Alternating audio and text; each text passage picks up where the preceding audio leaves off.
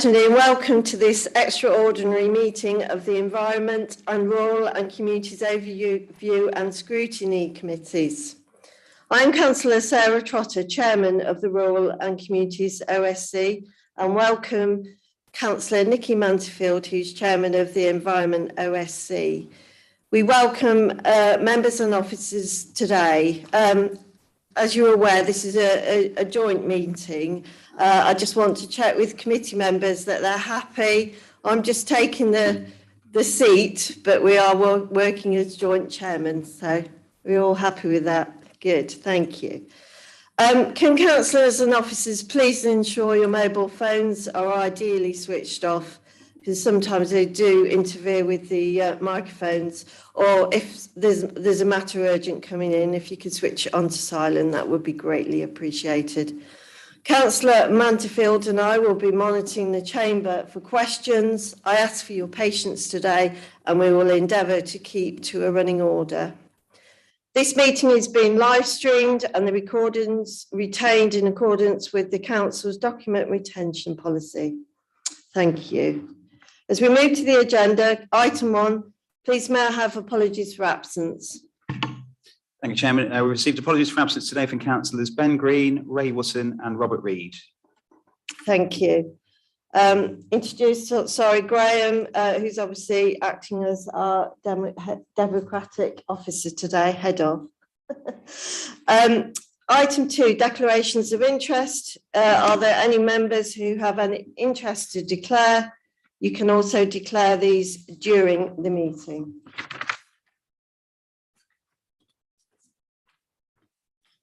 All right, Councillor Baxter.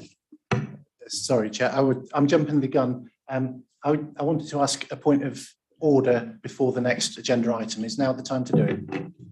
I'm happy if, Graham, are you happy for it to? Yeah, go ahead. Thank you.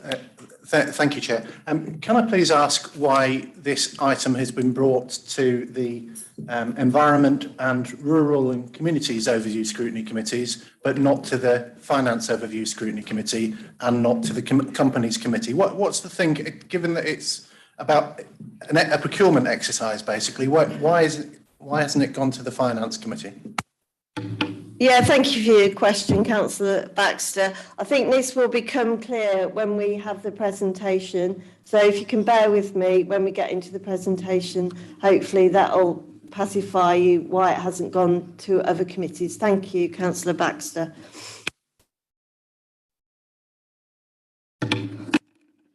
Moving on to the item 3, which is the only item that we are discussing today. It is the grounds maintenance option appraisal. Please refer to pages 3 to 11 in your agenda packs. If you will see at the bottom of page 3, the recommendations at the bottom of page 3 are that this joint committee is asked to support the options in respect of the future delivery of the grounds maintenance service, and recommend to Cabinet that procurement commences to assess the future delivery options of the grounds maintenance service. The main page that you're probably referring to for the options is page 7. But as I say, however, I will ask Councillor Mark Whittington to start the presentation, and then obviously officers and individuals will come in and talk more about the options and the plan hopefully going ahead. Thank you, Councillor Whittington. Yes, thank you very much indeed, Madam Chairman. Yes, I'm going to briefly introduce the paper, and then there's going to be some presentations by some of the officers. So I'm just going to just go through the initial background to the report and why we're here. I think the first thing I'd like to make that I'm approaching this on behalf of, from the perspective of the service user, which is the council. It is the provision of our grounds maintenance service. Now, since the 1st of March 2019, this service has been provided by Environment SK, which is members know as a wholly owned council company. And previous to that, it was done with a contract with Glendale. if you actually look, the council's the grounds maintenance covers all council-owned land, and that includes general fund and HRA. And as the paper says, only 3% of this land is within urban areas, with 93% being in rural areas. And I think that'll become apparent later on when you see some of the presentations. In addition, we also maintain 21 closed churchyards and the 3 parks in Grantham Cemetery, and a variety of sports fields as well. A total of about 1.5 million square metres, and a cost to the council in the current financial year of just over £1 million, with a rough sort of split of about just over 40% to the HRA and just under 60% to the general fund. In terms of the HRA, the elements that are covered by the HRA are listed down there, so I won't go through them. We also have the point I will make is we also do provide the assistant garden scheme, which provides tenants access to maintain their gardens if they're unable to do so. And I know that is currently a service is currently not recharged to service users, but I know the work is undergoing with the Rural Communities Committee to examine this charging model. I'm not going to specifically deal with that here because obviously that's for that committee's work. Then moving on to the bottom of page 4, the areas that the general fund cover are all listed out as well.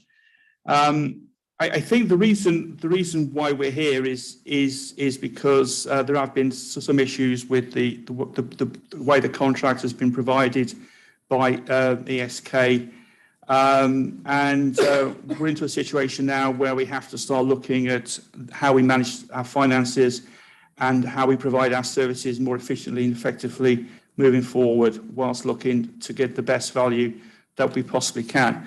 So at this point, I'll pass over to Mark Jones and Richard Wiles, who've got some presentations and want to discuss the specification review section. Thank you. Thank you, Councillor Whittington. I'm looking, Richard, is it Mark who wished to speak first, or yourself, Richard? You're looking at each other. Yeah, I think it's Ian Yates. Ian, apologies, I wasn't forewarned.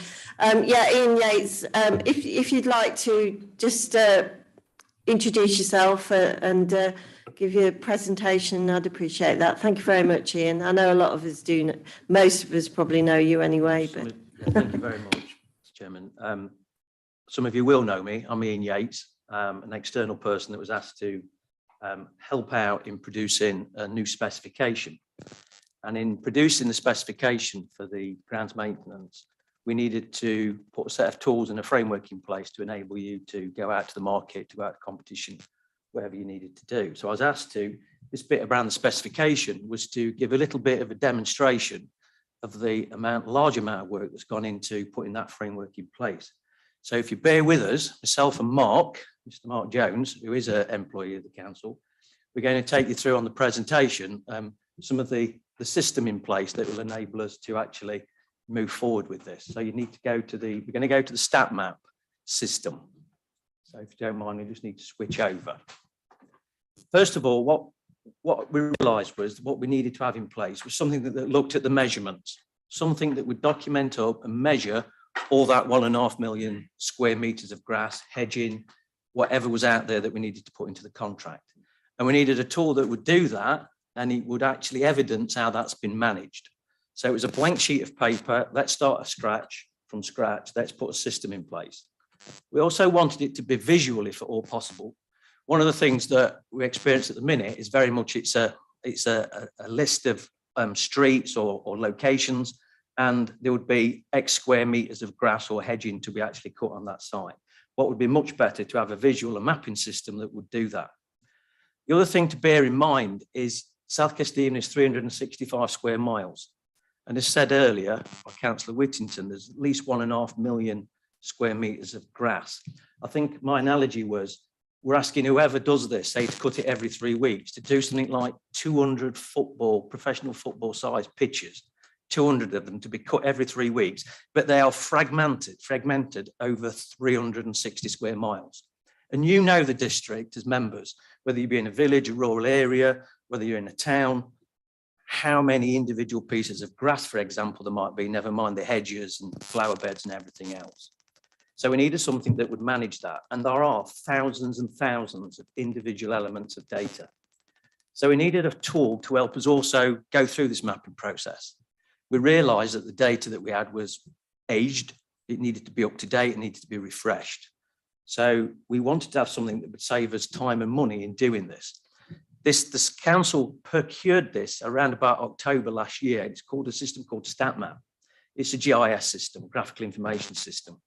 And the IT team have worked brilliantly with us to actually set this up and the framework to put in place. This is just going to give you that insight. But it also, what this does is also gives us the framework to manage in the future. So what you see, what's visually seen there on the screen, they're the areas that the system measures. It evidences what's been measured. If it's wrong, it can easily be adjusted. Both the provider and the client can actually see what they're working with. Also, the system, you can imagine the specification is quite involved. There's 32 individual appendices which actually list out all the different categories of work that are required. And the system produces, because of the way it's been codified, this produces the schedules of every individual site, every individual measurement. It's very transparent, it's a good record, it's a great framework to have in place. So providers, when you're asking and inviting people to undertake this work, they can easily see through this system all the sites that have been actually mapped and visually. They should make it easier for people to manage and actually price if you go out to the market. So we're going to work through there. The first bit is it always opens up the system on St. Peter's Hill. Why not? What a better place. And so all I'm pointing out there, some of the basics of the system. We don't want to go into it in too much detail, but on the left-hand side, we can choose individual layers. But you'll see there that St. Peter's Hill has been mapped, where Mark's got his cursor. Each individual area of grass is mapped, each flower bed is mapped, the measurements are taken. It's even got the latest statue that's been cut out. It's got areas that are then pick those out and they're measured through the system into the specification and eventually the contract.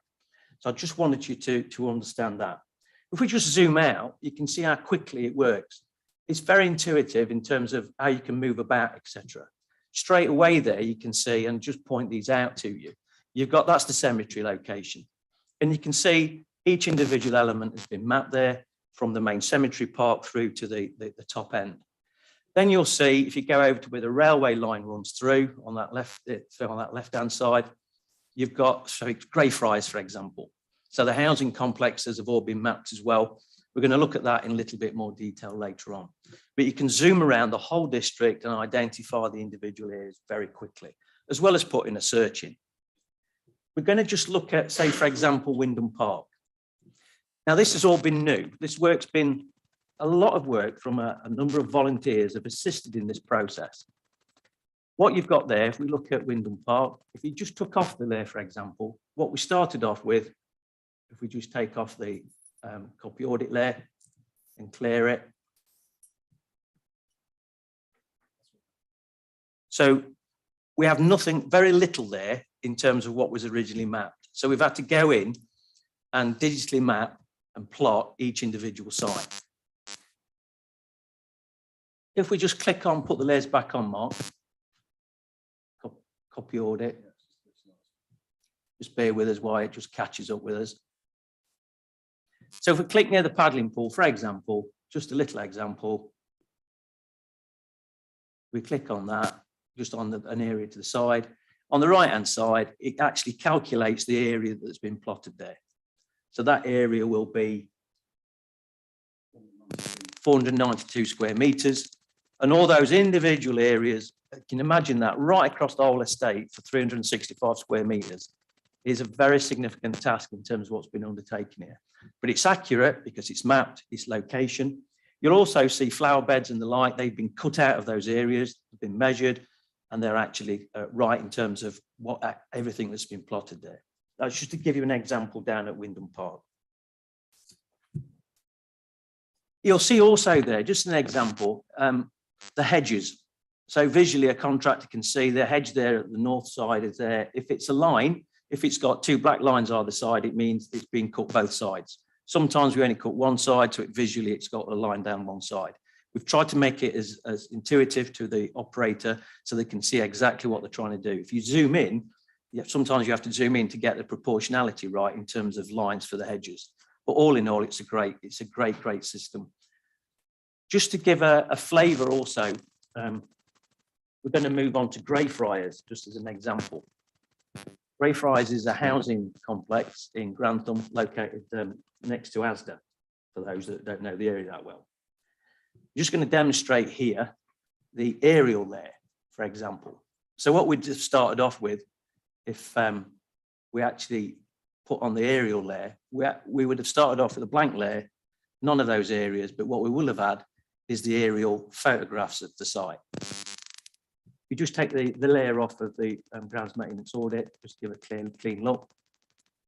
So basically that's what we started with. And then individuals have to go in and map all those individual areas, the different hedges, the different types of grass, the flower beds, etc., etc. But you can see that it gives a lot of information to people very quickly now in terms of knowing what's in which location. Any discussions, even through customer services, can quickly identify if that's something that we're actually looking at. If we just drag, we've also got a street view. So if we want to actually look at an individual location, we can quickly look and identify the site. Sometimes you have to check the dates on these, but you can very quickly see whether it's up to date or not in terms of when Mr. Google has been around and done the street view. But it gives you a very quick insight again, contractors, clients, when they're talking about sites, we can easily identify any issues and sort those out very quickly. You haven't got to drive onto site necessarily. And when you've got 365 square miles in the way we are now in terms of cost of fuel, etc., it's a great help in terms of a brilliant management tool for everybody. I'm just going to now just zoom down to, for example, we take the aerial layer off. If we just went down to Stamford, so I was going to suggest that we look at a place called Churchill Road. Because I know some of you are from Stamford or wherever.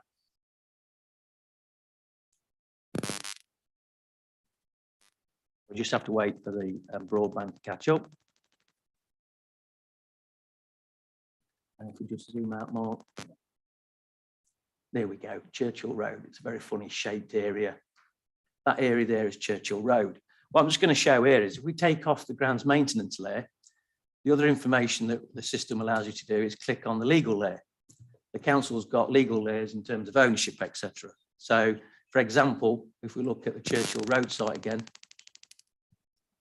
and just zoom back out so we can, oh, it's there, sorry, Mark, yes. So you can see it's pink dots in the middle there, and that pink dot is unadopted open space.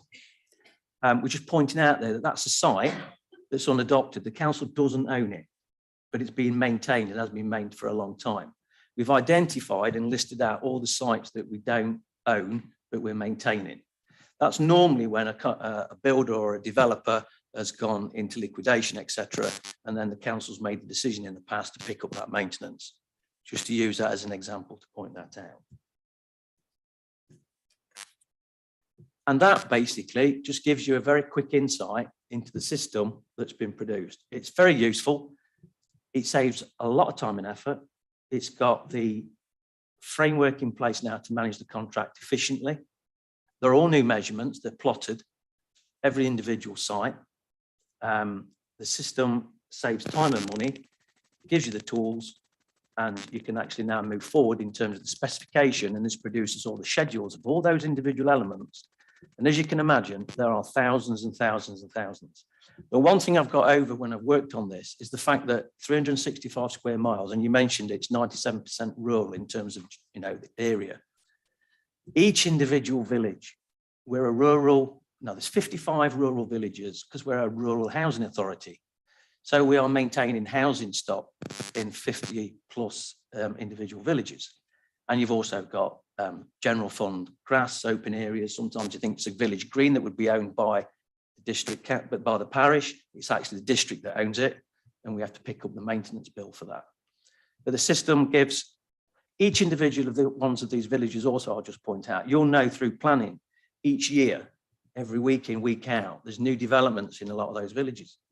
There'll be a little development of 12 houses, 20 houses, 30 houses, perhaps a little bigger. And there'll be an open space in there. And under the 106, the council agrees, comes along and says, we'll pick up that maintenance through that 106 agreement. So there's lots and lots of individual areas that we actually maintain right across all those villages because it's part of the 106 agreement for that housing estate in that village, etc. It's not just the towns, it's very much the rural locations as well. That's me finished for the time being. Thank you, Ian. Very comprehensive presentation. And just picking up, if it's something that can save time and money in this current climate, then I'm all for it, and hopefully the rest of us will be. Does anyone want to, do you want to speak, Richard, and then we'll have questions after? Does that sit comfortably? Yeah, thank you. So if Richard Wilds, our Chief Finance Officer, wants to pick up after Ian's presentation, thank you. Thank you. So I'm just presenting this on behalf of colleagues, really, and this is just a summary of the changes. So clearly what Ian and Mark have been doing is to provide total accuracy, really, in terms of our responsibilities through the grounds maintenance service, and then that gets translated into the specification so that when would-be suppliers of the service bid for the work, we've got far more accurate responses than we would have had previously, where there was some ambiguity or vagueness around responsibilities. So as part of the specification review, which has been referenced in the report, we've tried to align the HRA on the general fund. So you'll see in the report, actually, the HRA contributes more to the service as a customer than the general fund. But what we've tried to do is align as much as we can both services, because clearly as a contractor, it's more confusing where there's different standards of service between HRA and general fund land, where in some areas you actually sit side by side.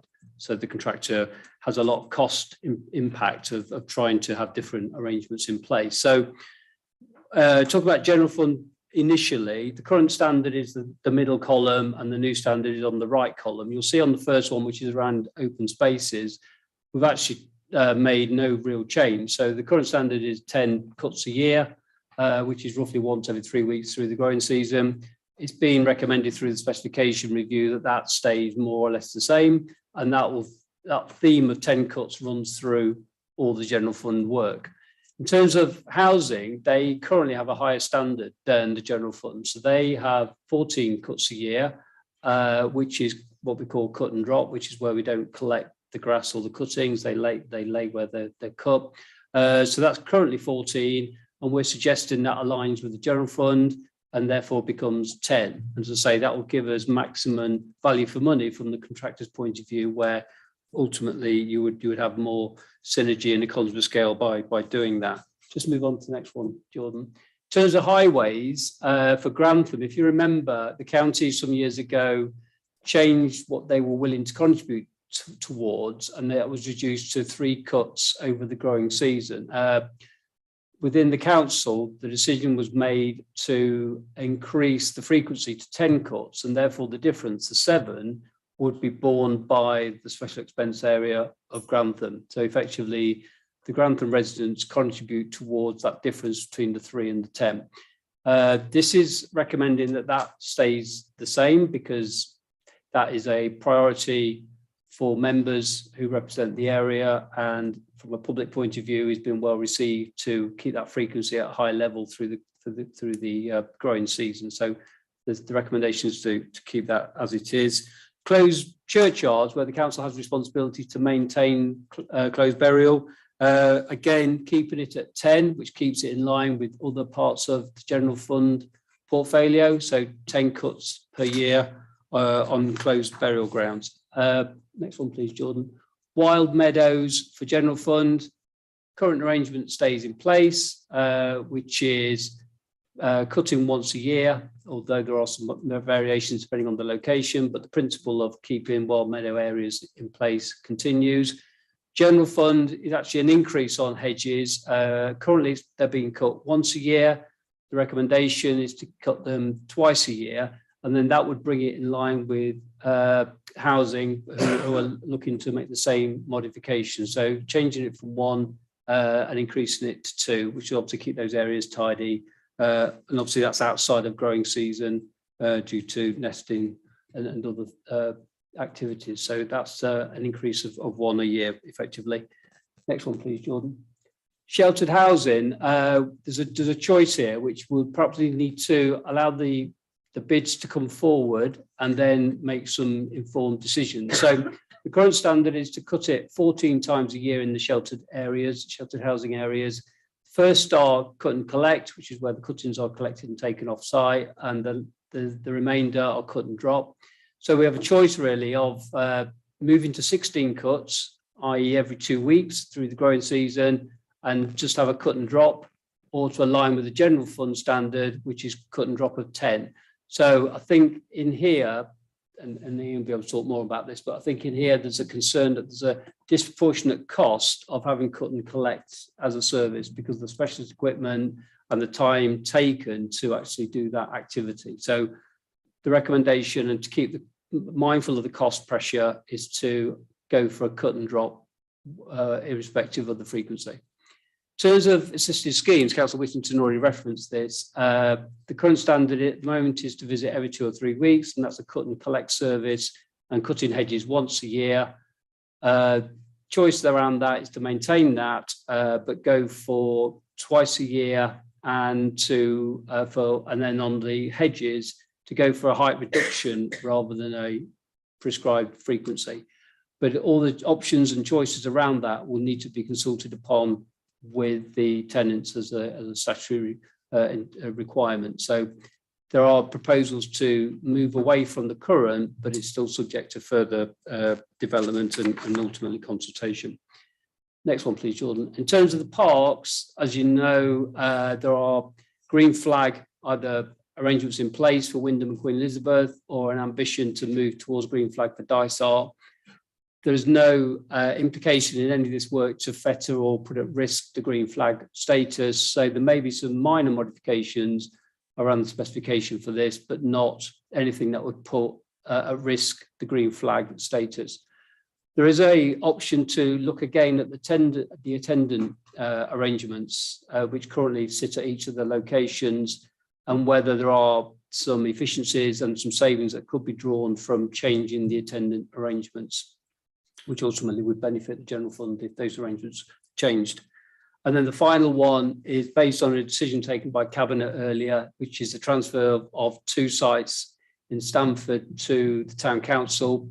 That takes effect from April 23, which is effectively when the new contract takes place. So in terms of the specification, those locations have been removed from the spec in anticipation of the asset transfer taking place. And then from that time going forward, it would be the Town Council that would be picking up responsibility for grounds maintenance. So clearly they need to be removed from the council specification. I don't know if Ian's got anything to add to those for. Okay, so that's a summary of the specification. Thank you, Richard. Does anyone want to add anything from the presentation? Okay, I'll open it up to the committee for questions. I don't know who was first. Councillor Baxter. Chair, I refer you to my previous question. I knew you would. I was waiting for that. And all I will say, as you can hear by the presentations, we're discussing the council functions, how they're practically function with the grounds maintenance. I don't think we're talking about the actual company. We're talking about how we can deal with the grounds, the hedging, the super, hopefully new system we've got that Ian's presented, in that we know every little bit of area that's owned by SK, and hopefully it will make the council more efficient. And I think that's what we're discussing today. And that's, you know, what I want the questions to be based around, the practicalities of how this is going to work for the benefit of the council. And I see that Richard's, did you want to? Oh, sorry, Ashley, Councillor Baxter, are you, would you allow Councillor Mark Whittington just wants to come in? Thank you. Yeah, thanks, Madam Chairman. I'm approaching this. This is just from the point of view of the customer, which is South Kesteven. It's our grounds maintenance contract. the moment, the contract for the provision of that sits with Environment SK. This report is coming from SK as the customer. This is the way forward to potentially change it may very well be, and I've not had a chance to go through the options at the moment, but maybe if I go through the options, perhaps some light may be shed, because potentially we've got three options going forward. The first option is to retain the services of Environment SK as the provider of the service. And as the report says on page 7, ESK are currently assessing what the cost of providing the service will be based upon this new specifications. So they're currently away working on that. The second option would be for, in effect, the service to sort of be outsourced by SKDC to another third-party provider. Obviously, at the moment, we're not quite sure what the market could possibly provide. But we would, if that go through, if that was the preferred option, a proper procurement process. The third option, which actually can be broken down further, would be to insource the service.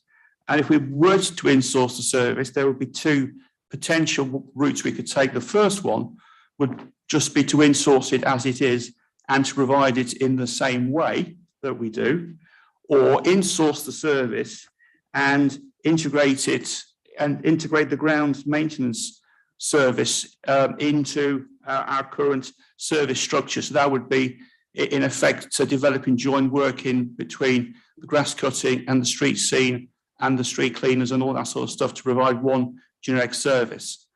At the present moment of time, these are the options. There is no preferred option at the moment. I have no preferred option.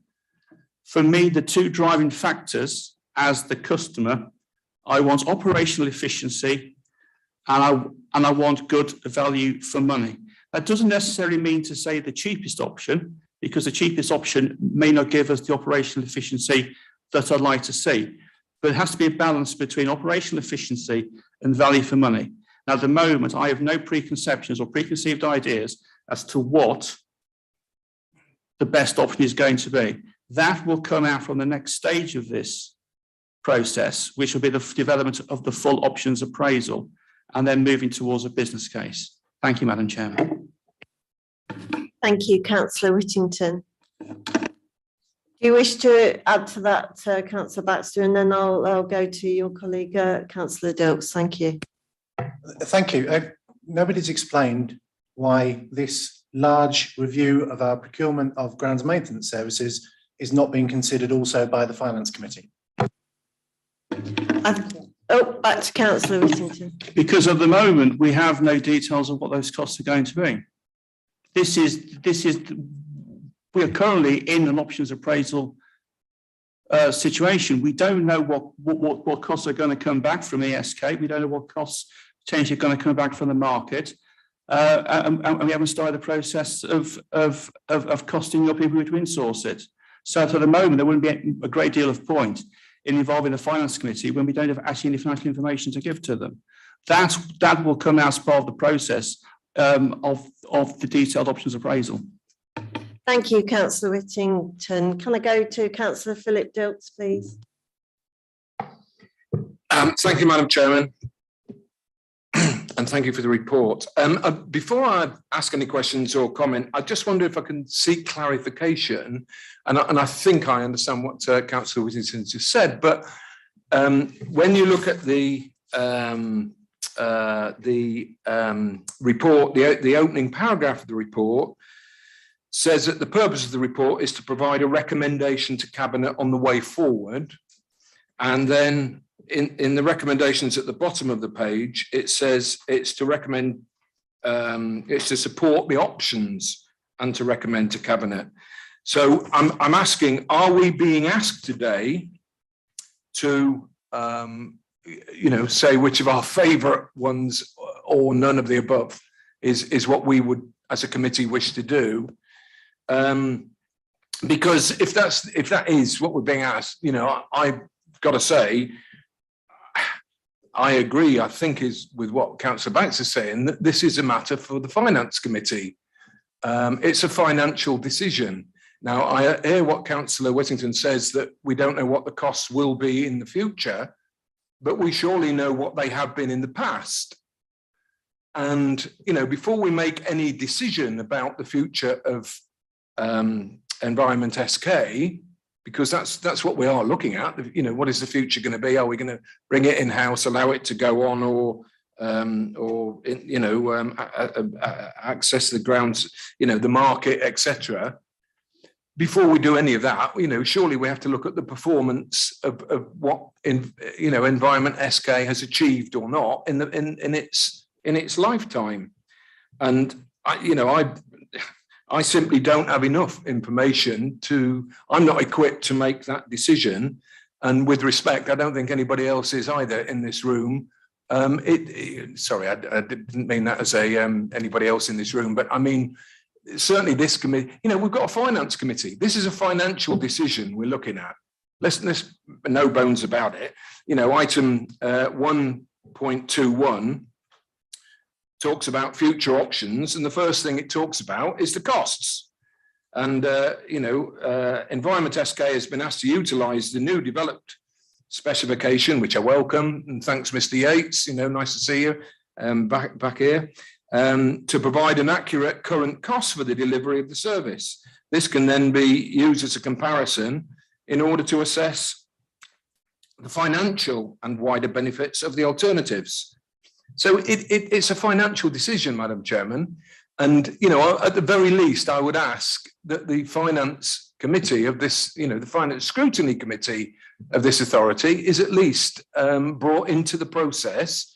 And you know, the people who presumably know a bit about finance are asked to at least give their opinion. So, you know, hopefully that could be the next stage. You know, I'd have lots of questions on the performance of Environment SK in its first years, you know, because we ought to have that financial information in front of us, frankly, today. Because, you know, it's been going a couple of years. We know what the performance is, don't we? Why haven't we got it? Councillors, I'm just going to step in through the chair, obviously.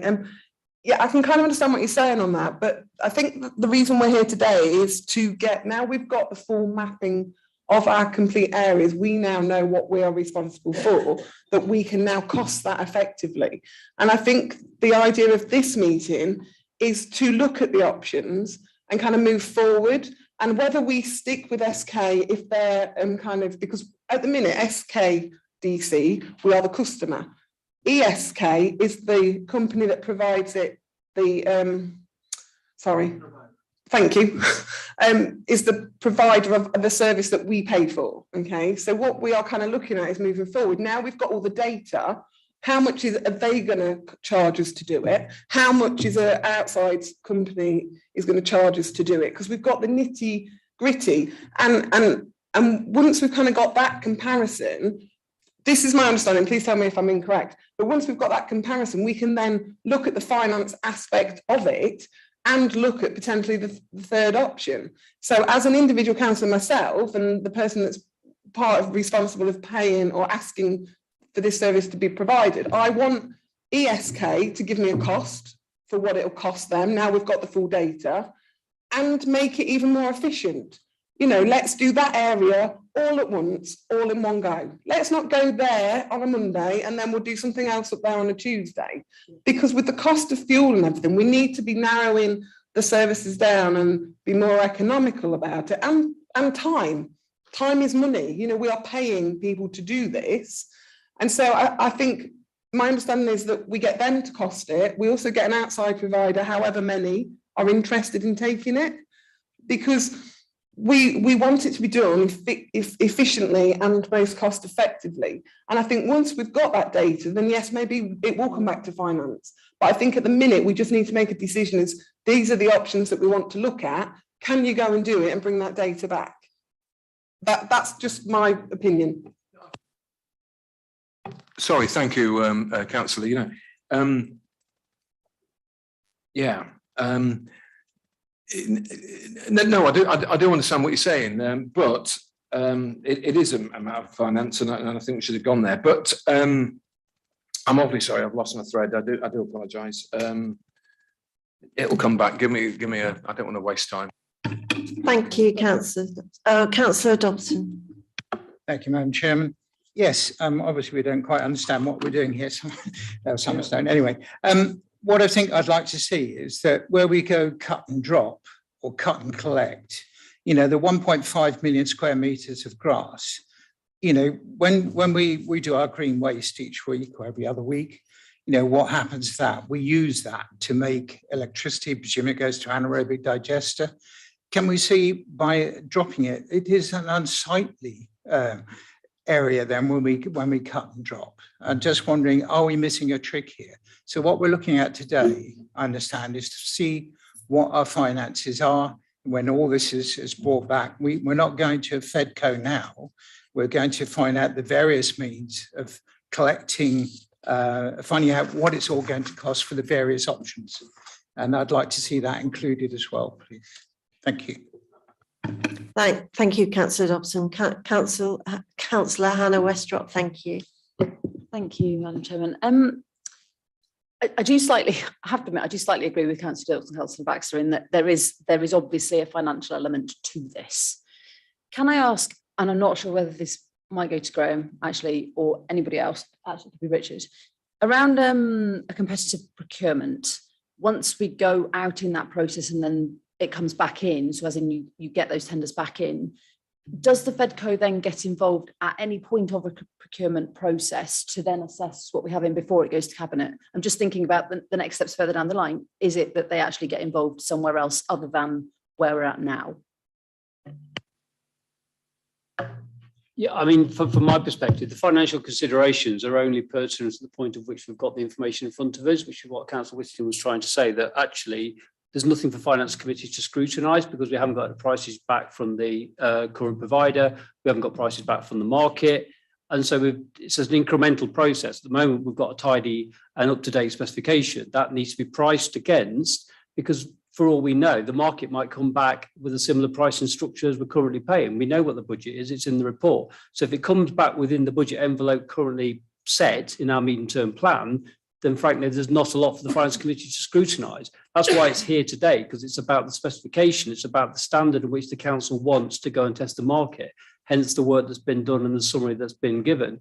So the financial pressure may not be there. We've got to allow the process to continue further. If it comes back and the prices are significantly greater than we've got in our budgets and our medium-term plan, then clearly there's some decisions council needs to take, and they're twofold. Either more money is put towards this service, which will be very much a Finance Committee involvement, because it'll all have to be put into the mix as part of the budget setting, because frankly, something else will have to give to allow more monies to go into this service area, or the specification will need to be changed further to allow an offset to be taken. So we talked about 10 cuts, it maybe we have to consider 6 cuts, we maybe have to consider 8 cuts. So there's different choices that need to be made. It's not we can't presuppose this is just going to be more expensive, therefore it's a finance issue, because it may not be.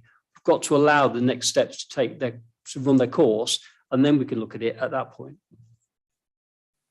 Thank you. Does that answer your question? And I think for all three of you, it's a start of a process, but as far as I understand it, the Finance Committee will certainly be involved. Have I got any other questions? Obviously, I see Councillor, you're not Councillor Cleaver, yes. Thank you. Could I just ask in relation to section 1.20, there's a reference to hard areas, weed control, winter salting, leaf removal and moss treatment of hard areas. Do those hard areas include our council-owned car parks?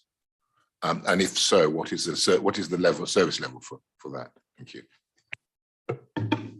I'm looking at Councillor Whittington, but now I'm looking at Ian Yates, who will answer your question. It does include the, if you remember when we looked at that overview on the map, in the car parks were in a hatched colour. That's to designate that either, depending on what layer was on, that it does need winter salting and probably weeding depending on the nature of the surface. So they are listed there. There is within the specification a trigger arrangement, a policy in terms of weather forecasts and the temperature the next day that actually triggers whether or not the contractor is required to go out and salt. And car parks, because they're paying display, etc., are listed there as a priority along with the sheltered housing schemes, etc., on the housing. So there's a process there that's specified up, yes. Thank you. Councillor Knowles. Thank you, Chair. Something of a dilemma, but really what we're talking about. The Chair has specified that we're talking about the specifications and so on and so forth, and made that clear. And yet the paper draws us the conclusion at the end of the day is to considering three options, or saying that those are three options which can go forward for further investigation. Now, I welcome that. Some of my comments will be specifically about the specification, but I will expand at times on that. It is important that we know our spec and our costs. It's very, very clear over the last 12, 18 months when I've been challenging the companies committee in particular, but other committees, that we didn't know that. You know, I asked a question last July in two different committees, scrutiny committees, and I asked the question of what were our costs, average cost of labour, what was our average charge out of labour, and that didn't seem to be very difficult. And therefore we established the margin on which we do. Then we can establish, the question arose about the free housing supplement, the assisted garden scheme. And I was saying, then we can establish what is the real cost, not the charge. What is the real cost? What is the margin that SK Environment were taking? What was the on cost that SK Environment were putting onto that? And were the profit? Because if they increase that price, that's their revenue going up, but the costs haven't gone up. The costs are the same. So this was an important part of their profitability, if you like, or loss making.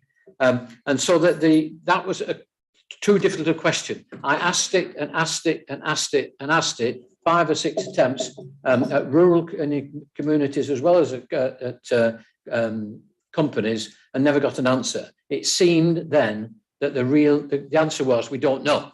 We don't know the spec and we don't know the costs. And now this report suggests that was right. The old thing that footballers shout, you don't know what you're doing. It's true, because we didn't really know the full spec of what we needed to do. And we really didn't know the costs and how they were allocated to it. So I welcome very much the work that has been done and the work that is planned to be doing about the exercise.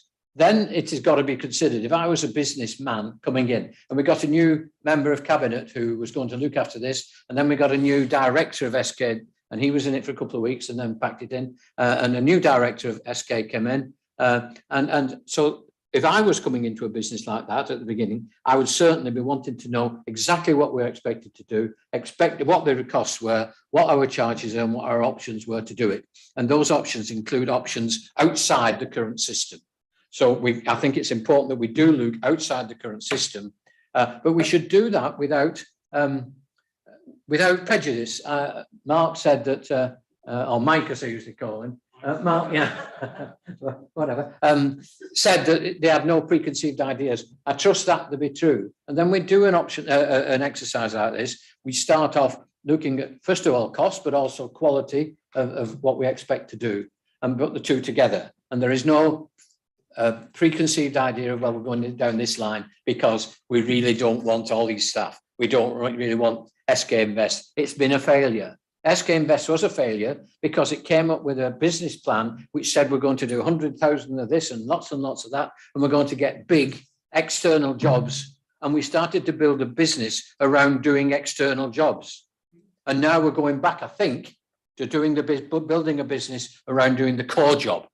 And the two didn't go together, because in the SWOT analysis, the first SWOT analysis, they didn't add up. The positives in the SWOT analysis were the negatives. They said, we're flexible to do this. No, they weren't. They weren't as flexible to do the big jobs as the big companies. And they certainly weren't as flexible as to the little grass cutters in Bourne to do the jobs in Bourne. You know, the little jobs, the houses and so on and so forth. So the SWOT analysis never worked. The plan never worked. The expectation of outside work was unrealistic right from the start. And I'm not just saying this now, you'll go back to the records and you'll see how often I said it. Is that right, Richard? Yes, how often I said that at the time, and that the plan was unbelievable, let alone anything else. So I'm very pleased we're moving forward. I'm worried about one or two things: the gap between and the consultation system. Next members' workshop is in early October, and yet the cabinet meeting is in October 2022, which is presumably a week or two after the membership. I don't think you can really take into account what comes out of a members' workshop within 2 weeks. It will be that the cabinet will have pre-decided by then what their preferred outcome is, and that the membership consultation is just that. It's just an apology to have a consultation. And I don't think that is appropriate. If we're going to have a consultation, and I believe this is the start of it, then it should be a real consultation to bring as many views and as many ideas as possible. For instance, we don't have to take the whole work as a piece of work. There are lots of different bits in these. There's people cutting people's hedges and gardens in very small units, extremely small units, small gardens, cutting hedges, and the cost of that, or the price that it is proposed to be charged, £30–40 a cut, £40 a cut for a small garden. Yeah, jesting, you know. And if that were to be charged to tenants, that would be ridiculous. That sort of money, £400 a year is just not appropriate for tenants who need that sort of service. And so that thought that is the same as cutting an acre's field of Wyndham Park or whatever that happens to be done there, and so on and so forth. And it has to be done in the same operation or in the same company, even, or in the same manner, is not so. It could be that we're better splitting up some of that work and giving some of it to people who are best served at it, and keeping some for ourselves or giving it to somebody else. It is not a one-off catch-all situation. There's a whole range of things to be done there, and I would like the review as we're going through it. I'm sure Councillor Whittingham understands this, and will do so. We'll not just consider one option, two options. This is the whole. Give it to a company and say, give us a quote for that. Right, that's a quote for that. SK, give us a quote for that. Well, that's the difference, right? But that's the quality. We'll go for that one. There are other considerations, and we can do a very thorough piece of work on all the work that's there, and decide the best way to be done, and then put those options out to various people to do it. So I welcome the thing that we're going into this now.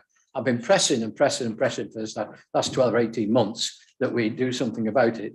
And so I'm very pleased now that it's been done. But let's take our time and get the consultation with all members and all parts of that in a proper manner, so that we come up with the very best solution going forward for SKDC and its people who are being served by it. Thanks very much. Thank you, Councillor Knowles. I have to say, words of wisdom, and we don't want to be promising things. We want to get it right this time, don't we? And all talk about it and go through the process, and certainly not rush, you know, the discussions going to cabinet. So yeah, I'm completely with you. I don't know if anyone wants to respond to Councillor Knowles. Councillor Whittington. Yeah, thanks very much. I mean, obviously, I sat on Companies Committee as well, and I'm aware there were issues with Environment SK, and I raised a number of questions myself. I can't speak today on behalf of Environment SK because they're the provider of the service. I'm coming at this purely from the customer's perspective, and as I mentioned in my preamble, we have got a number of concerns currently with the way the contract with the SK is going. Certainly, I don't want, and I'm really pleased we are where we are, because when I got the portfolio, they had started this mapping work that had gone on, and for me this is fundamental, because unless we know what the actual specification is, we haven't got a chance of costing out any contract or any work properly. So I really want to play sort of special thanks to Ian Yates and his team for the great work they've done, because it gives us a fantastic starting position. I tell you, in terms of the reasons why we've come with the three options, well, that we've got is because I want this to be an open process. I don't want, which is why I said that there's no preconceived views on my part as to what is the preferred option. one of the options we have to offer, in effect, is the almost stay the same, which is the first option, which is to retain the services of ESK, albeit with the new specification, and for them to provide a cost for that. The second option really is potentially now we've got a spec, to see what our external contractors can actually do in terms of providing us a cost to deliver that spec. Now, I take what Councillor Knowles has said. Potentially, yes, it might be that different providers might be able to do different things better than the other, but we have to take this in the round, and there is a certain sort of economy of scale potentially in only having one major external provider, if that was the route that we decided to go down. Potentially, that might be something we could consider going forward. And in terms of the third option, insourcing, this is something that I specifically requested to go in, because I've got no preconceived views. I've got no great ideological views on services being provided by the public or the private sector. As I said, for me, the two important criteria are operational efficiency and value for money. And whichever option provides those two for me are the two principal criteria that I'll be making my decision upon, or while recommending to Cabinet anyway. Because I see, I take it that potentially historically with this, I don't know how the contract with ESK was originally offered. I wasn't on the council at the time, but certainly my approach in anything I've ever done when you are doing these sorts of contracts, professionally speaking, I insist upon the full options appraisal first. I want to see proper business cases. I want to see proper risk assessments done, risk registers, and all that sort of stuff. And all this documentation will come as part of this process. And ultimately, at the end of the day, I'm hoping that once all of this is fed into the process, one of these options will become the one that stands out as being the best one for South Castile, because it comes down to the end of the day, it has to be the best option for this council. In terms of, as I say, in terms of current issues within Environment SK, I can't really comment on those because they're issues for the provider of the service. I want to get the best value, best operational efficiency for the client, which is South Castile District Council, and ultimately for the taxpayer. So that's where I'm coming from. Thanks. Thank you, Councillor Whittington. I have Councillor Baxter, and I've got Councillor Manderfield, and then Councillor Westrop. Thank you. Thank you, Chair. I welcome the work that has been done to identify what the contract should do. And I don't quite know how it was said, but we didn't mean that we didn't know what land we were cutting or where it was. We have been more forensic about it in terms of this new Statmap, which is welcome. So we now know more precisely what we're trying to do, and also it should be easier to kind of add a bit of land on or to change the number of cuts or whatever. So that's all very welcome, and that seems to be cracking on anyway. I don't think that's what we're here to quibble about. But I can't support the recommendation as it is on the sheet at the moment, because the recommendation says support the options in respect of the future delivery of grounds maintenance service. Well, we can't support all the options. We've been given 3 options, and Councillor Knowles has suggested there might be a 4th, which would be to split the contract into bits and offer it to local providers. Certainly, I'd like the idea of employing local people to cut local grass, but that's further on. So we've got 4 different options. We can't support them all. And then it says, recommend to Cabinet that procurement commences. Please, no, let's not start a whole procurement exercise and open that stable door before we know what we've got at the moment. So when do we expect Environment SK will be able to tell us what their costs are. Because we must know as a council, somebody within these buildings must be able to say whether ESK is struggling or performing or making lots of profit or making a massive loss or whatever. We can look at the company's house returns, but it's not very recent. And I understand that the situation has changed since then. I think year one, there was a loss of 130,000 and year two, there was a loss of 40,000, but I'm not an accountant, so I don't know the ins and outs. I do know that we made a loan. I'm looking at Mr. Wiles, we made a loan of about £500,000 to set up Environment SK, and we haven't had that back. We haven't had anything like that back. I think maybe we've had £50,000 of £500,000. So I do wonder if we go to a different provider than Environment SK, what happens to that company? If the Environment SK Limited was rejected or replaced as the provider, what happens to that company as an entity?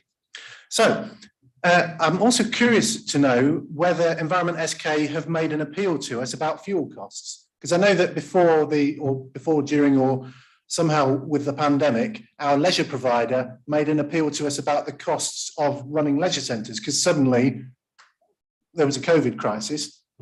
I wonder if we're in a similar situation with fuel prices, that our providers are coming to us to say, we can't possibly afford to do what we thought we were going to do with fuel prices the way they are.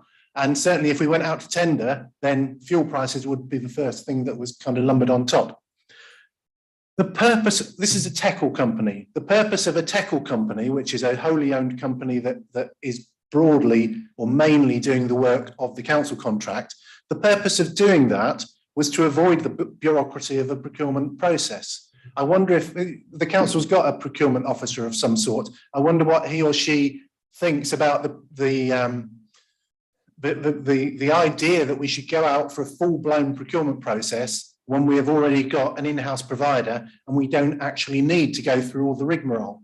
And it is a rigmarole, not just for the council to go through a procurement process, but all the other, our old friends, Glendale, that were the previous providers, and I don't know, Grounds Maintenance UK or Grounds Maintenance Lincolnshire, or all these people that have got to fill in all the forms and go through all the risk assessments. And it's not a light undertaking. And if there is an idea that we might end up just going back in-house at the end of it, then if I was a provider of such bid writing services, I would be mightily cheesed off if it went that way. So after 3 years of trading with Environment SK, the question is, are they any good? Are they providing value for money? Councillor Whittington said a few moments ago that he had concerns. Could I ask him to elaborate what those concerns are? And at the end of that, I probably do favour the keeping it within either the arm's length company or in-house, because if people are going to make profit out of, if people are going to run a grounds maintenance contract, then they're going to do it for profit. And if we're going to do it for profit, then that profit should stay within the family and that profit should come back into the council. So personally, I prefer keeping it in-house, and that's why I wouldn't want to go out to procurement. But I don't think we're anywhere near ready to go out to procurement because we don't know how we're performing at the moment. We don't know what the value for money is. Thank you. Thank you, Councillor Baxter. I do appreciate your comments. Valid comments and something certainly food for thought.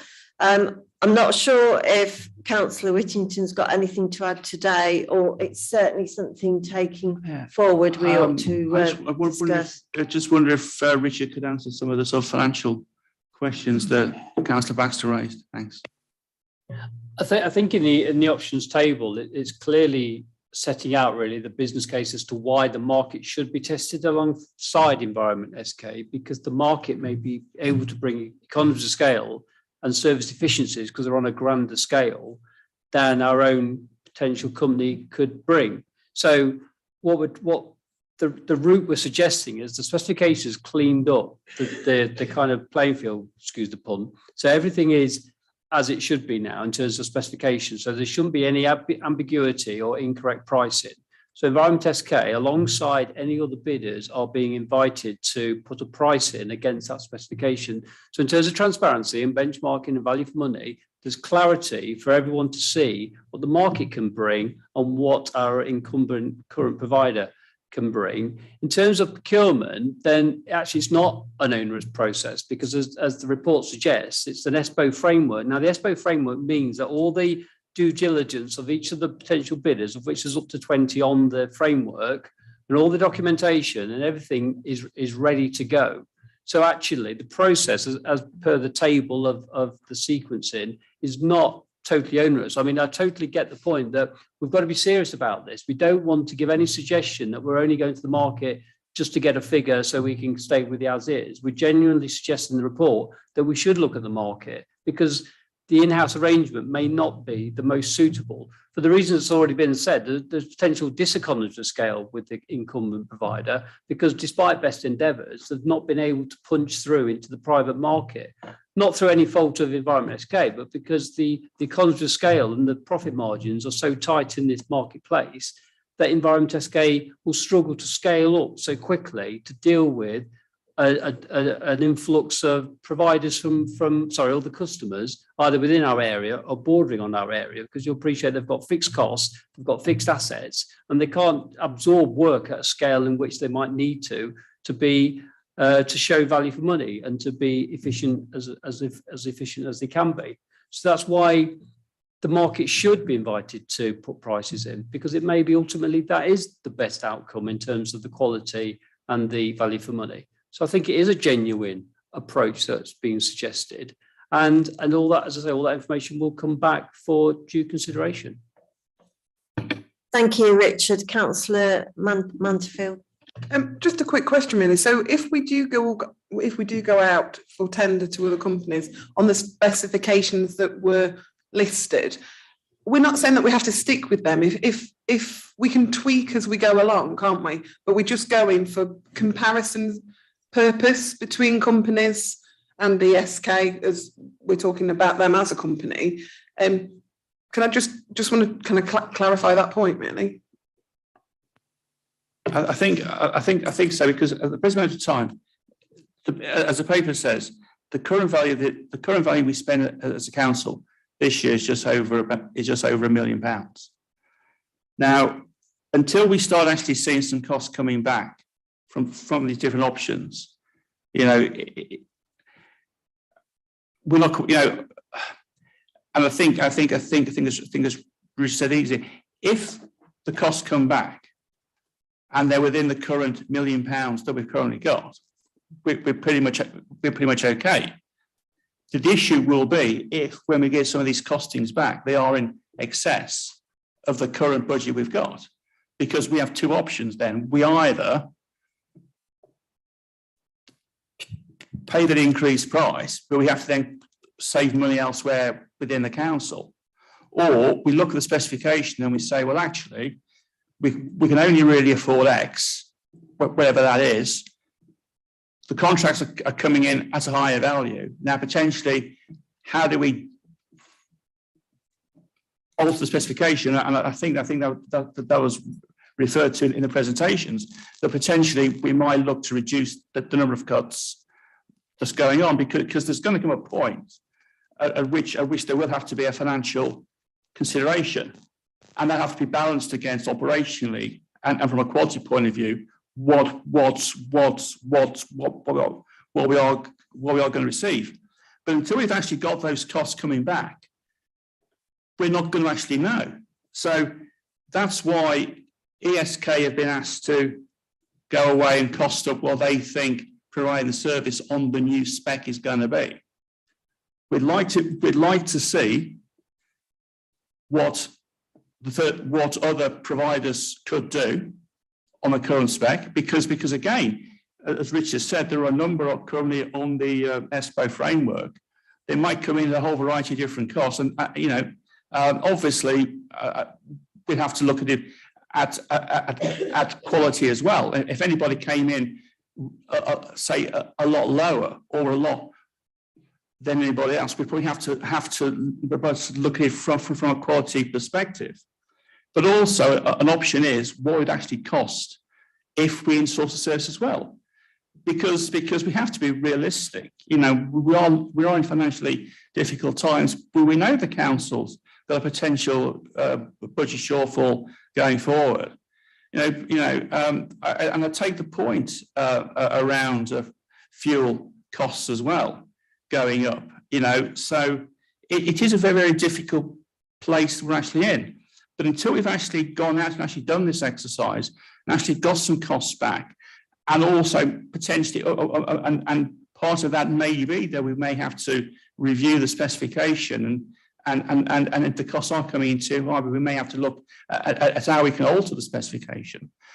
But ultimately, all we're really asking this committee to actually do is just to approve this process. This is the process that we actually do. We actually go forward today.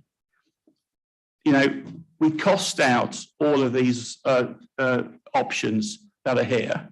So we actually understand how much it's going to cost to provide this service.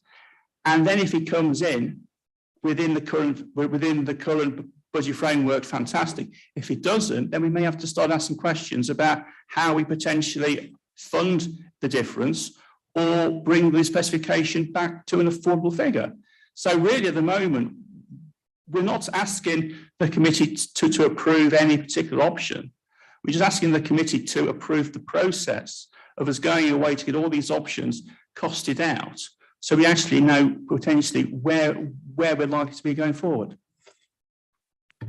Thank you, Councillor Whittington. I'll take, I believe, got one more question from Councillor Hannah Westropp. Thank you, Chairman. Yeah, I do have a question that is slightly convoluted because it actually goes, I understand that the process that we need to go out, we need to understand what we're providing, we need to understand locally what it's being provided for, we need to find that comparison between other companies that can actually do that for us. The slight concern I have around the ESPO framework, which to Councillor Baxter's point, it does cut out all the paperwork.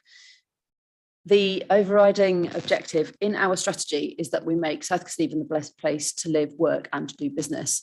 By using that ESPO framework, it potentially excludes businesses that are set up within South Kesteven and we can't then support them. So is there any way within this and doing the analysis is that we can encourage businesses locally who may be able to actually give us a price to do this, and they will be outside the framework, which means it will cause quite a lot of paperwork for them. But is there any way that we can include them as well to encourage them to apply if we're going out to the market to understand? Because it will be a local market and a national market.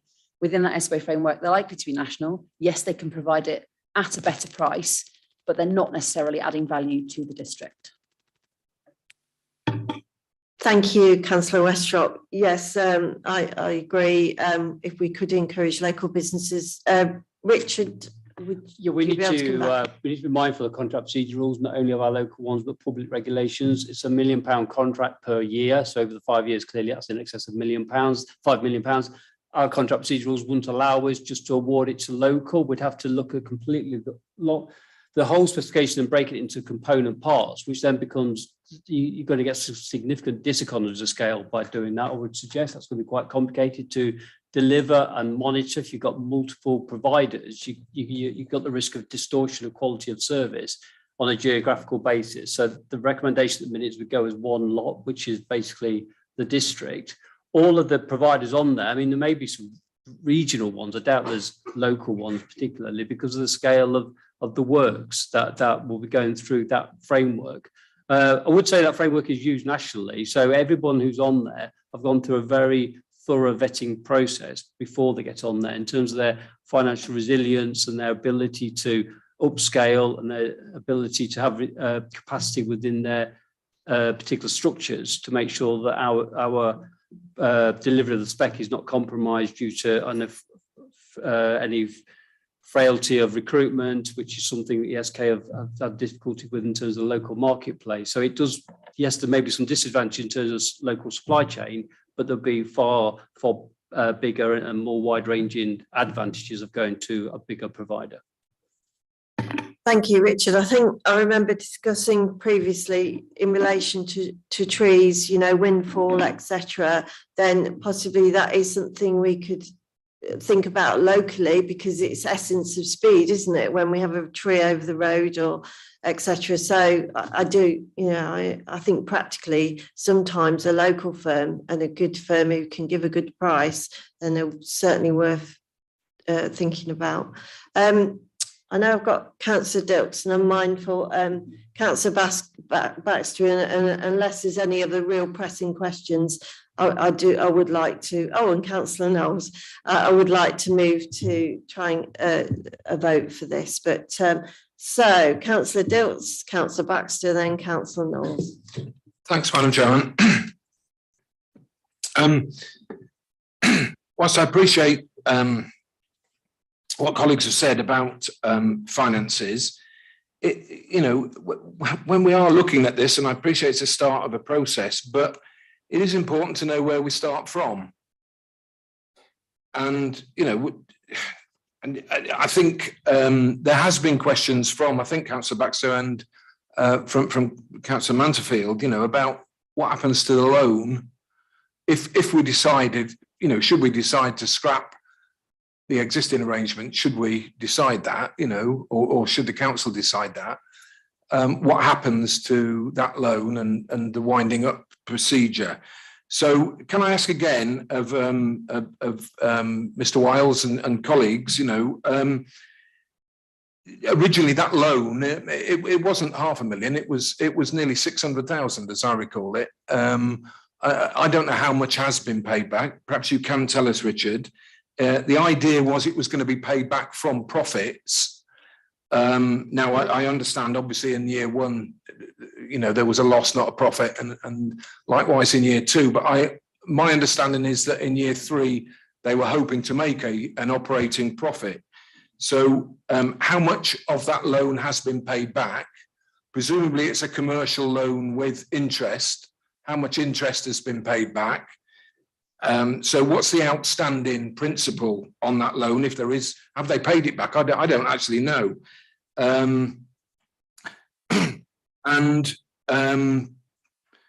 Yeah, I mean, I think that covers that one. You know, if we scrap Environment SK, what, you know, where would we be as the council?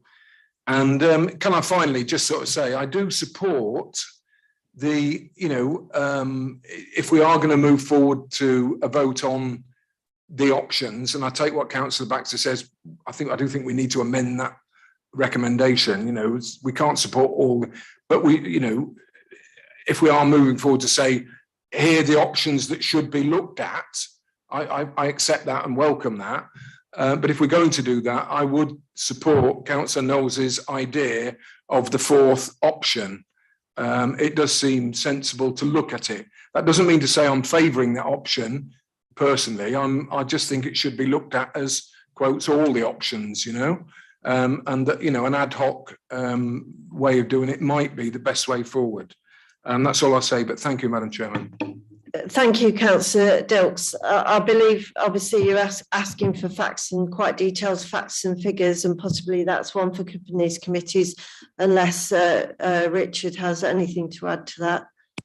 Yeah, I've not got a level of detail. All I would say is that the loan is centred around the procurement of the assets that Environment SK needed to operate. So it was in vehicles, it was mowers, it was all the equipment. So basically, the council bought that, and it's basically there's a commercial loan between it and Environment SK. It's not being paid for out of profits. It's built into the business model of Environment SK as one of its costs. It is true to say they've taken or requested a loan holiday, which was from midway point through last year, which was to allow their cash flow to restabilise. I mean, we're kind of getting ahead of ourselves a little bit, but if the situation was that Environment SK through the insourcing option was taken forward, then those assets would just effectively be appropriated back to the council. So the element of loss, if you like, if that's the language being used, is from the interest that was being charged to Environment SK, because clearly Environment SK wouldn't exist, therefore the interest wouldn't be charged. But the actual assets themselves would just come back into the council because the council would require them. If we chose to go forward with a different provider, then the likelihood is that provider would want to take those assets anyway, because it would need the same level of infrastructure to deliver the specification. So in that such scenario, those assets would be sold on to a new provider. And so therefore, again, there'll be an offset between the costs of that loan against the income that would be received from the sale. So I think, like I say, we're slightly two or three steps ahead of ourselves, but there are loads of options available in terms of how that loan would be dealt with. Madam Chair, can I say thank you to Richard for those answers? I do thank you. But of course, if those assets that they purchased with the £500,000 plus loan that they had come back to us, they'll be what, 4 or 5 years old. So they're not going to be worth anything like £500,000. I'm not sure. I think what I'm really asking is how much do they owe now? That's probably what I'm being.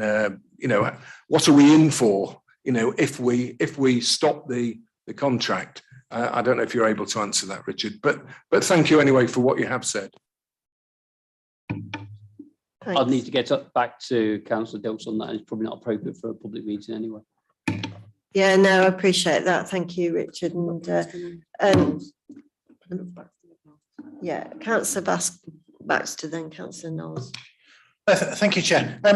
I remember when we had an external contractor, they were based in Cheshire, and my memory of it, sure that they're a fine, upstanding company. I wouldn't wish to decry them, but it was awful. From my end as a ward councillor, it was awful. We had teams when we had kind of grounds management crises in the Deepings. They were sending crews down from Doncaster. That can't be the environmentally friendly option. And I've just looked at the list on the ESPO framework. There aren't any. The nearest is Northamptonshire as an HQ for a grounds maintenance available via ESPO. So if we go out, it won't be local and it won't be responsive. And the other thing is that it won't be flexible. One of the reasons why we brought it into a tackle company in the first place is because every time we wanted to change any aspect, we had to go through some kind of high court process or that's what it felt like, to get anything changed. I wanted to, within the Deepings, I wanted to get a wild flower or a managed wild space, and we had site meetings, we had consultations, we had visits, but mostly variations. And when you looked at the list of how the contract was managed, it was all contract variations the whole way through. It's my experience that with Environment SK, this process is easier because the provider is a family friend. It's a arm's length company of the council, and we're all definitely on the same side. And even the directors are kind of mostly within house. So that's why I'm not particularly keen to go out. But if we do go out, and we go out for a procurement process, and then as Councillor Whittington suggested, we might find that the costs were unexpectedly high, I'm not sure that we can just change the specification. That would mean withdrawing the contract and sending out a new batch of contract specifications. I've been told that with the procurement of a Deepings Leisure Centre, we put together a specification, and what we put in the specification is what we're going to get. We can't change horses midstream. We need to be clear about what we're asking for up front. So I'd like some clarification about that. Thank you for the answer about the loan. I still haven't had an answer about what Councillor Whittington's concerns are currently about Environment SK, nor about whether or not they have approached us due to the fuel crisis. Thank you, Councillor Baxter. Your comments are noted. Councillor Knowles. Thank you, Chair. I've tried. Sorry, Councillor Knowles. I've got Councillor Whittington wanting to come back. Yeah, thanks, Madam Chair. Some of the more technical stuff in terms of the procurement rules, primarily the best person to speak to, that's probably officers need to do that. In terms of concerns over Environment SK, as Councillor Baxter will know, I was on the Cummins Committee for a number of years and raised quite a few concerns at the committee about profitability and about various aspects of the specification and works. I think pretty much all my comments are on record in the Cummins Committee. I haven't changed my mind about the issues I raised then. This is one of the reasons why I'm want to go down the approach that we currently are taking, because I think we've reached a point in the road where we have to look quite seriously at the grounds maintenance contract. Hence the reason for this report today, and the fact that we do want to have a proper options appraisal undertaken this time. And as I said, I'll reiterate the point.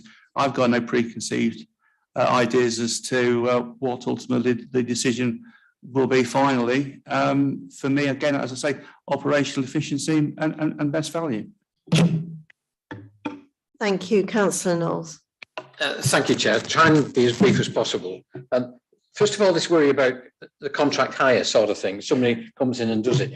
I've been involved in taking over 30, 40 vehicles of a business and running it from a professional transport company. And what we did, we put our own staff in, we took over the depot, we took over the maintenance, we took over the staff, and we ran it as if it was a local business. So it's not a problem. There should be no difficulty running it from Doncaster and then send things down from Doncaster. That's a bit of a red herring. If a contract company took over, they would take over the vehicles, they would take over a lot of the staff, and they would run it from local. They put their local management in to get their efficiencies out of it, and so on. That's not to say that the quality needn't necessarily be good.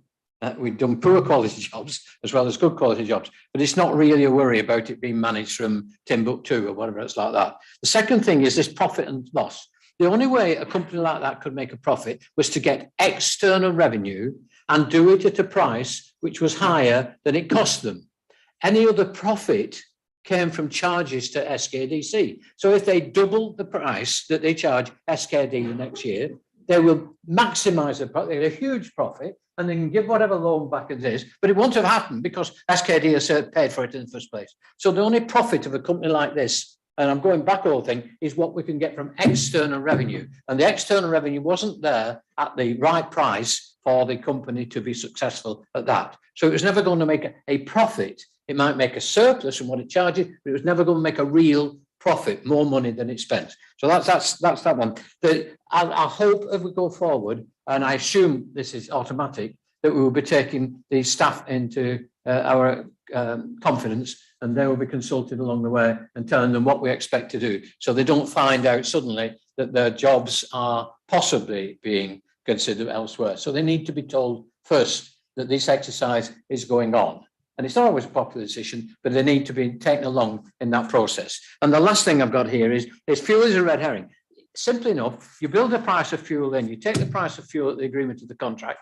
If the price of fuel goes down, you have a formula whereby the cost goes down. If the price of fuel goes up, and you agree that figure, then you have a formula in which way the price goes up. So you're not going to any, you know, that eventually it will change with the price of fuel. So when it goes down, the cost will go down. When it goes up, the cost will go up. And any major contracts of this nature have been including fuel agreements with Tesco, with any of the big supermarkets, whatever that, for the last 15, 20 years, where Tesco pay a haulier for the price of fuel. And then if it goes up or down, there is a formula by which they pay a surplus or pay less according to what happens to fuel. And so those things are not difficult to manage at all. Thank you. Sorry to keep on. No, don't apologise. No, obviously your experience as running a business, yeah, it's good to hear. Thank you. Richard. Yeah, just come back on a couple of points. In terms of specification, the specification for the quotations is deliberately structured in a way that we can modify it depending on the cost that ultimately comes back. So potential bidders will cost it on frequency of cuts, for example, as a number. So we set out we want 10, but they'll price it on an individual basis. So we can easily model whether or not we need to change the spec to suit the overall budget envelope or the budget constraint that we're operating in. So we can change the specification without revisiting and going around the circle. At that point, a contract won't have been awarded. So it's perfectly reasonable for there to be a process of engagement between the bidders and ourselves as the client to modify the frequency and the complexity of the spec to suit our overall budget constraints. So that operationally won't be difficult to deal with. And the ESK alongside the external providers will be asked to price on such a basis so we can have full transparency on how we might want to change the spec to suit the budget. In terms of the ESPO framework and who's on there currently, Councillor Knowles has already made the point that if we went down a private sector provider, then obviously the ESK staff would be 2 bid across anyway. And members may know that the Environment SK current location was the location of the previous grounds maintenance provider. So they will want to anchor themselves in our district. They won't operate from far HQ in Scotland, England, wherever. They will have a local presence. So it's probably highly probable they'll take over a local location within Grantham or Stamford or wherever. So there will be that element in it. Thank you. Thank you, Richard, and I appreciate that we've been sat here for an hour and a half. That it's an important subject. I will ask finally if there's any further questions from committee members. No. I just want to have a quick word with Graham a minute before we move to the vote. If you could just bear with me.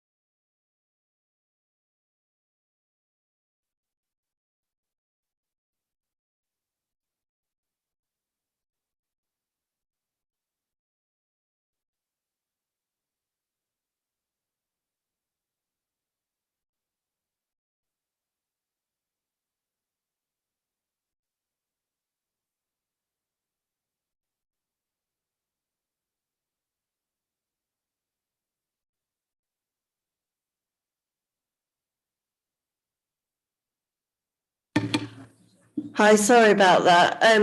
I think I won't say confusion, but something that just needs clarifying. I don't know if Richard's the best person. Obviously, we've got the 3 options, and then Councillor Knowles, we spoke of the 4th option of outsourcing to various contractors. We just need to be a bit, probably, if it's okay. I think we all agree that it's they are good future options to consider, but we just need a bit of clarity. And I think on page 3, we've had it mentioned about the procurement. You don't want to race ahead. We're talking of the options. Is that fair? I'm looking at the committee because I want us all to obviously be singing from the same song sheet. Richard or yeah, it's a terminology really. I just want to be really clear. Councillor Knowles, yeah. In order, on page 3, we support the investigation of the options, of all possible options, and I think that solves the problem. We're not supporting any particular option, we're supporting the council to go ahead and investigate those options, and that might answer the query, maybe? Yeah, I mean, from my perspective, all the options are set out in the report, and in order to get to an informed decision further down the process, we need to go to the market, and we need to understand from the market, is there a market available that would be willing to take this work on, and if there is, based on the new specification, what the price for that would be.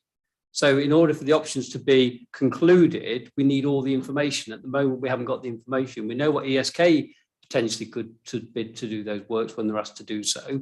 But that's the only part of that options that we've got in front of us. So we do need to commence a procurement process in order to bring that information back. Thank you for clarifying, Richard. Councillor Baxter, as I say, we'll move on after that. Can I suggest that a more useful word than as it stands? I agree with the inclusion of support the investigation of, but where it says recommend to Cabinet that procurement commences, is market testing not a better word than procurement? Could we say that we recommend to Cabinet that market testing commences? I mean, from my perspective, language is important. And if I was Glendale watching this and I'm hearing words market testing, that suggests that you might just be doing it because you feel bound to get the information. I think we're saying we're serious about wanting to know what the market can do. So it would be a proper procurement process following the ESPO framework and making sure all the information is available to those bidders, because it's already made the point. A lot of time is spent by would-be bidders putting information in, and we've got to be seen to be seriously contemplating it as an option. So I think it does need to sit alongside the others as a serious proposal. Otherwise, we may find ourselves not getting anything back. Thank you, Richard. I think we have to go with your experience and advice. And you've explained it as well. Yeah. So, Councillor Knowles, did you want to speak, or are you happy? I've said my piece. I'm afraid it lies with you now, Chair. Madam Chair, if it's helpful, I mean, I hear what Richard said, and I think he said all the options are laid down in the report, but the fourth one isn't, and I think there is a consensus in this room to sort of at least include that as a to be looked at, to be investigated. Does that give you a problem, Richard, by the way?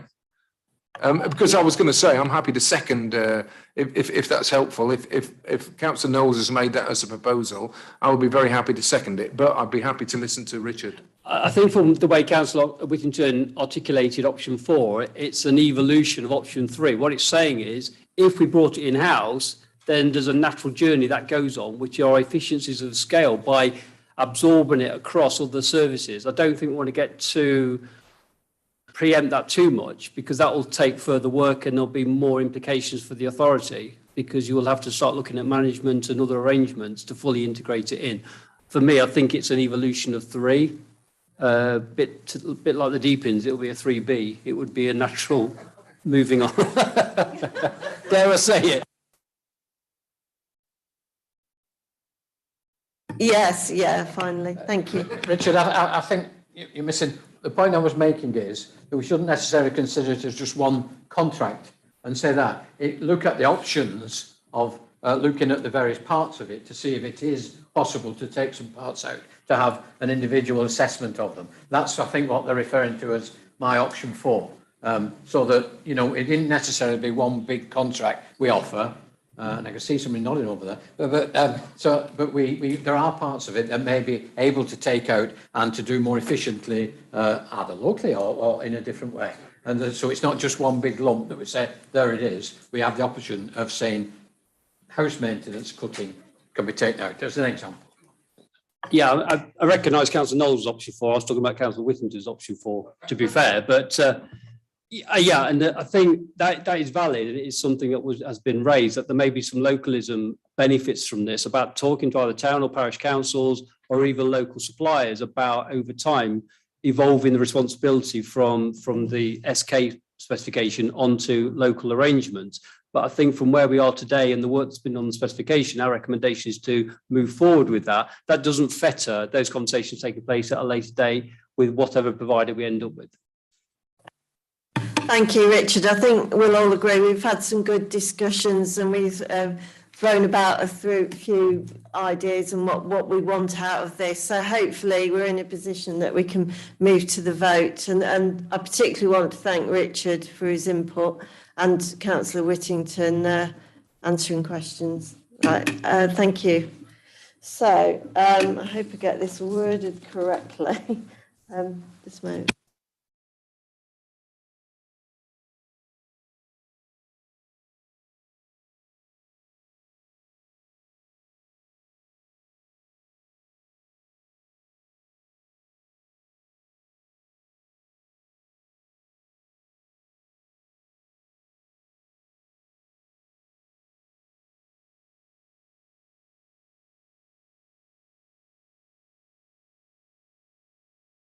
Yeah, so I think I'll just outline the recommendation I'll just outline the recommendation and then if we're happy, we'll obviously take a proposer and seconder. So to support the investigation of the possible options in respect of the future delivery of the grounds maintenance service and recommend to Cabinet that procurement commences to assess the future delivery options of the grounds maintenance services. Could I have a proposer, please? Madam Chairman, if I just say,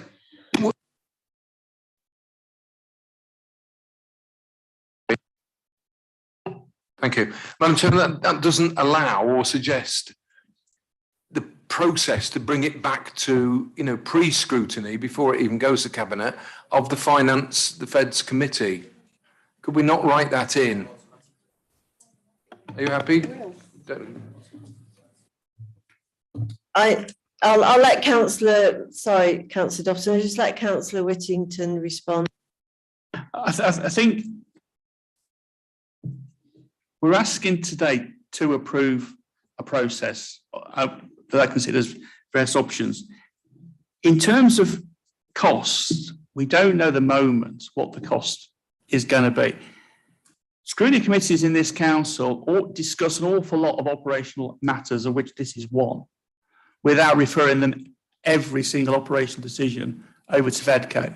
Because if they did that, FEDCO's workload would be exponentially increased from where it is now. If there are any budget implications from this, the role of FEDCO is to consider that as part of the overall budget setting process. So if there was a budgetary pressure from this operational decision, and it's finally taken, that will be taken by FEDCO. In fact, it will be taken by the Joint Budget Scrutiny Committee, ultimately, when they meet next January. I don't believe there's any requirement to bring every single operational decision that screening committees make back to FEDCO. It's all fed in as part of the budget setting process. Sorry, Councillor Baxter, could you just let Councillor Whittington speak without interrupting him? Thank you, Councillor Whittington. Okay, I'm mindful, I think that if you're not happy with what we're putting before you today, then that's up to you, how you vote. So I'm going to move to the vote. Thank you. The options that we've spoke about on page 7 that have been outlined throughout the discussion. So please may I ask for a proposer? Yeah, thank you, Councillor Gloria Johnson. Can I have a seconder, please? Yeah, Councillor John Cottier. Okay, please can I have a show of hands for all in favour of the recommendations? 7.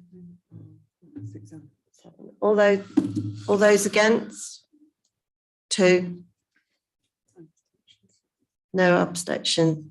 Oh, sorry, Councillor Knowles. That is purely that it does not allow for further consultation. At the moment, the timetable says that we get some results in early October and the Cabinet will decide in mid-October. And I don't think that gives proper consultation. I think that's playing with the word consultation. And that's why I'm saying, and I would love to propose, if I accept it, because I think it's a good piece of work, but that is just not allowed for proper consultation. Sorry. No, thank you, Councillor Knowles, and that, in fact, that motion's carried. Madam Chairman, may I have my vote against recorded, please? Thank you. Yes, of course. Councillor Dilkson, Councillor Baxter. Thank you. Before you all move off, on behalf of Nikki and myself, I thank everyone for attending this extraordinary meeting, and particularly to those officers and members for their updates and reports. And I wish you all a safe journey and hope you